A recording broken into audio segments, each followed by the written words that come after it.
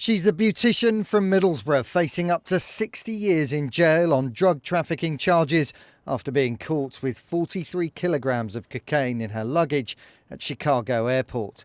Last November, on bail, wearing electronic ankle tags with her father at her side, she told ITV News she'd been forced to carry the drugs. I was dragged from the bed by my hair and they had a firearm and held it to my head and said, "I'll shoot you." But a few weeks ago, Cook County Police stepped in as Kim Hall prepared to board a flight back to the UK without her electronic ankle tags. ITV News has obtained a copy of the document from the Chicago courts, which states she went to US immigration in an effort to be deported and avoid prosecution, and was almost successful in her attempt. A judge agreed she's now a flight risk and has cancelled Kimberly Hall's bail, instead ordering she be detained here at Cook County Jail, home to 7,500 detainees and the largest single-site jail in America. It's understood she's being kept in a high-security wing there. Speaking online, her father, John Hall, told me this morning immigration officials in America were the ones who'd organised his daughter's flight home and removed her ankle tags. President Trump is getting rid of people from the country, illegal aliens as they call them. She took herself along to the office with just a general inquiry. They then detained her, put the bracelets off her ankles as they call them, shipped her off to another state in a holding facility with, she said it must have been a couple of thousand Mexicans and the likes of, and they said she would be on a plane back to the UK within 2 hours.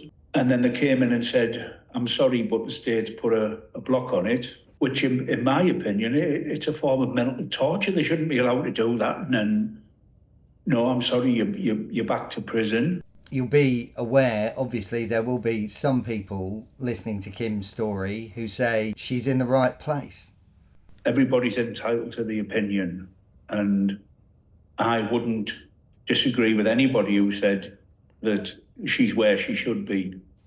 The difference with myself and her family, especially myself after going through to Chicago, and as a dad, I truly and honestly believe that she is innocent. The family's vowed to keep fighting, but tonight Kimberly Hall remains a prison inmate, facing charges that could see her jailed until she's in her 80s. So what next for Kimberly Hall? Well, that's apparent from another Chicago court document that we've obtained a copy of, and there's two elements to focus on here. The first is where it's written 5/5/25. That's the 5th of May next month that's referring to, and that's the date that she's due back in court in America. But take a look at this section too in the corner where it's written parties meeting with feds. Now the family tells us that's a reference to a plan for lawyers from both the defence and the prosecution in the meantime to meet with federal immigration officers. Kimberly Hall's hope is prosecutors might be convinced of her claim that immigration officials removed her electronic tags and organised that flight home, and agree that a judge should now let her be back out on bail to the safe house in Chicago where she was waiting ahead of her trial before. As for her position now though, well, she remains here inside Cook County Jail. It does have a separate women's wing, but the family say Kim has been moved to a protective custody unit because of fears that the people whose drugs she was carrying may even try to get to her inside jail. The family also say they're deeply worried for Kimberly's mental health. The trauma, her father says, is taking its toll, especially after thinking she might be on a flight home at some point.